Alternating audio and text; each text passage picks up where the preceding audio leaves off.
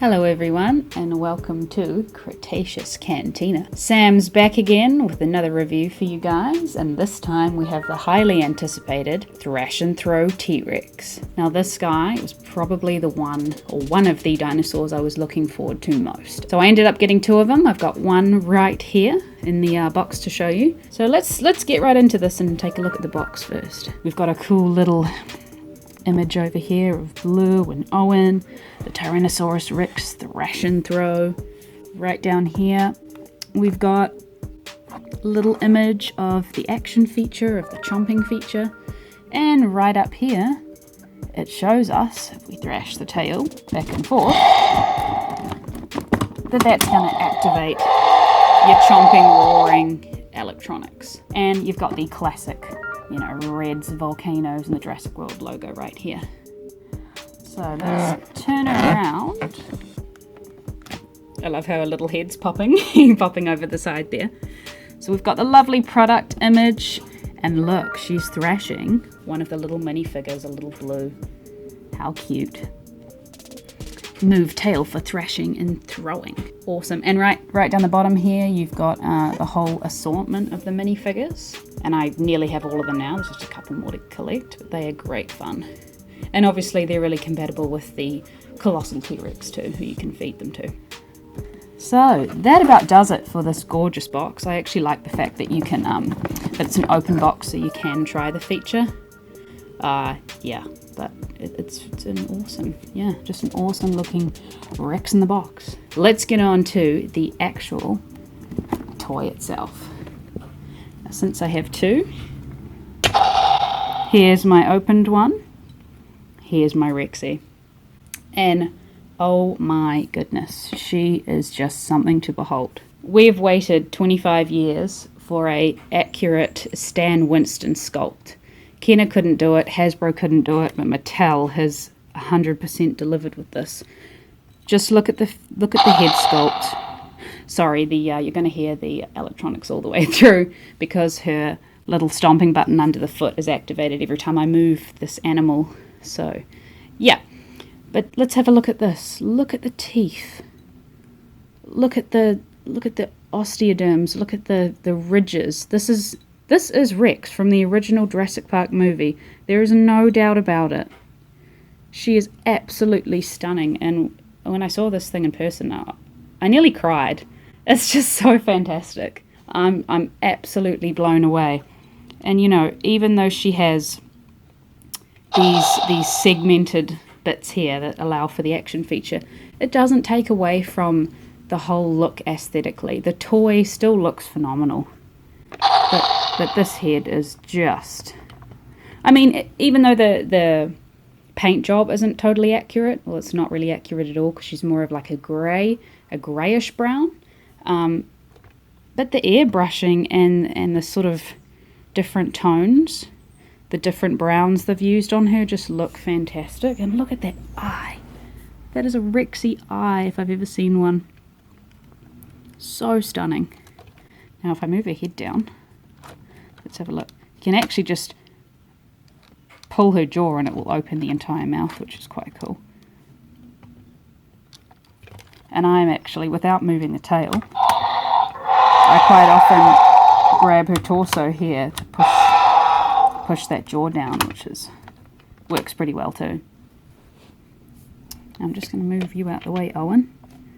So if we look at the sculpted detail on her entire body, it looks really, really nice. We've got little scratches, little scars from various battles, especially down the tail here. Those tiny little arms, they're not painted. Well, the fingernails aren't painted, but it doesn't matter in my opinion. I mean, the feet, the toes look great. So that's all that matters. If they didn't paint the toe claws, I'd probably be a little bit perturbed, but no, she looks fantastic. We'll move around onto the other side. I like the scars that we see right here. They look really, really awesome. And I'm actually surprised she stands quite well, but the little action feature on the bottom, the stomping button, yeah, like I said, that does unbalance her, which is a bit of a pain. But luckily for us, we have this whole rotating joint, so it looks funky. But if you're having trouble standing her, you can just kind of move it around, and she balances again. Let's turn her over now. You can see where the batteries go, the little electronic section here. Ooh, and now these bits here, when you unbox her, they're like the little ports. They kind of hold her in, the little black pieces of plastic that hold her into the package. So you don't see them, so it doesn't bother me too much. And then of course you scan the little DNA code here for the app. And as you see, you can press it in, and that activates the stomping action, which I'm going to show you in just a sec. So, like the original Kenner from '93, the Kenner Rex had the exact same sort of stomping action, minus the little button. And if we just stomp her like this, it's very easy. You don't even need a stomper really, she'll just moves anyway.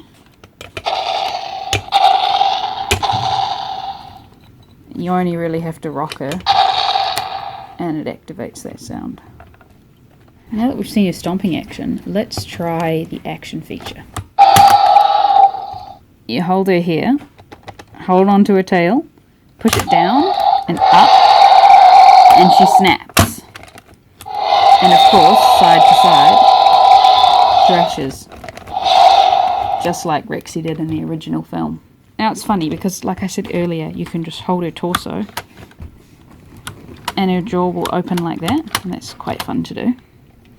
My husband actually thought that this feature here isn't as fluid as it should be. Like, it works just fine. I guess for me, I'm just not a huge fan of how loud the cracks are, especially when you move her legs, which I haven't shown you guys yet, but I will now. You can move them pretty far, so all the way this way, all the way back, to pose her standing up. Just going to try and get her in frame there. And turning her feet, it's actually quite tricky. She doesn't want to balance that far back. Okay, nearly. No, her tail sort of hinders it. She can move into that position, but another great position to move it into is this right here. You can move her so that she is sort of sniffing. And I'm not doing a great job. There she is back in her original position.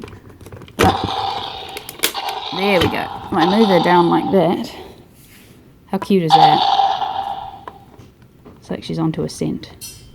And I'm pretty sure with the extreme chomping T-Rex, you can get her into those exact same positions with the way you move her legs.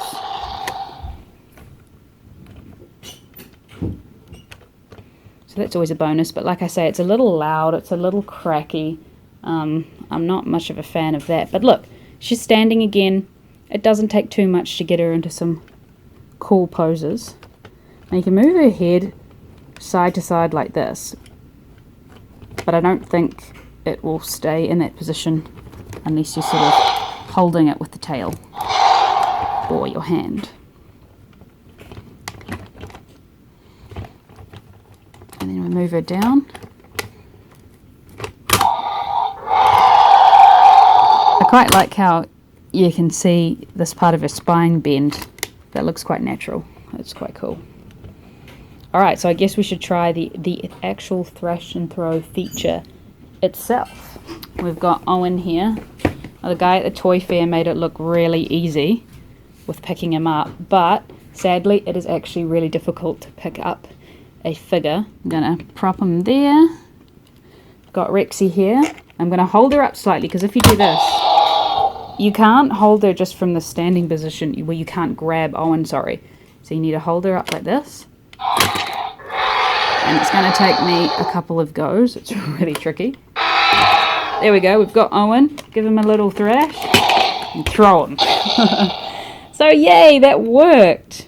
Only second time off the bat. Yeah, so you can just, you can hold on to this figure. She needs really, really light figurines to hold because the jaw is just too slack and it won't hold anything heavy. I've tried with like numerous other figures, non-JP and the like, so it's a little tricky, but with these figures it works pretty well.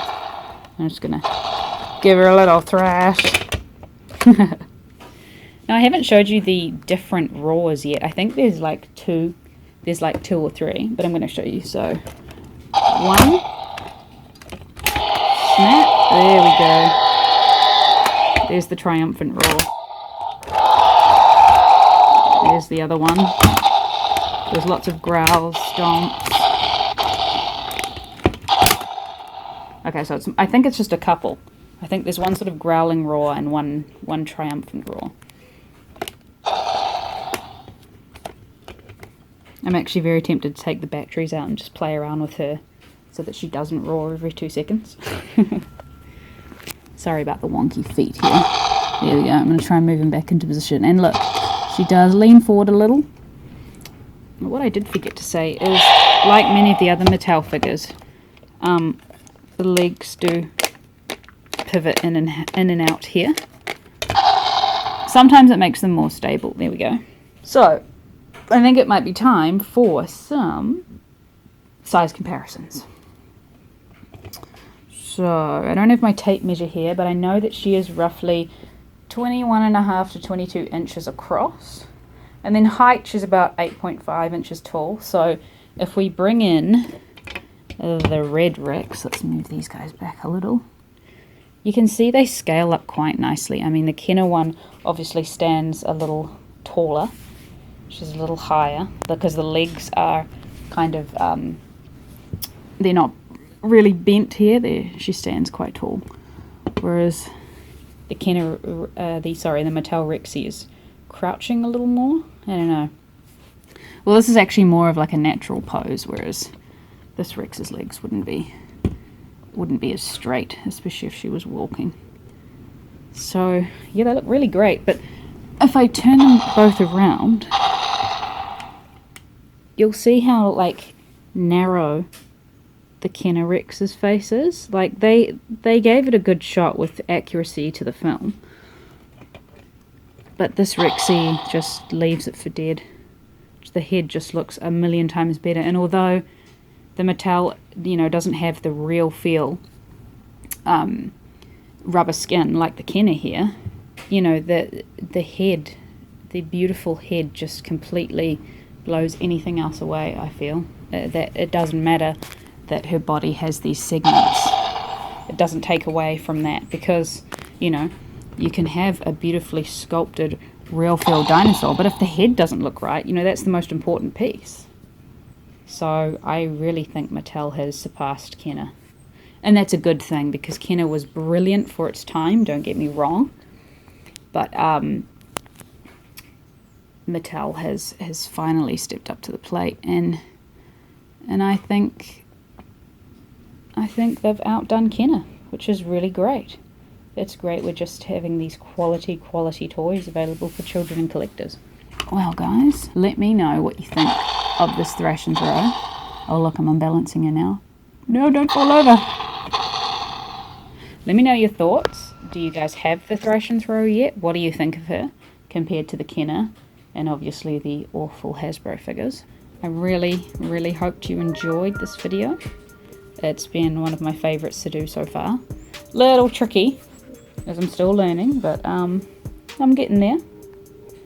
So thank you guys so much for watching. Stay tuned. This has been a wonderful privilege to review a figure again. So thanks so much for watching Cretaceous Cantina, and until next time, I'll see you then.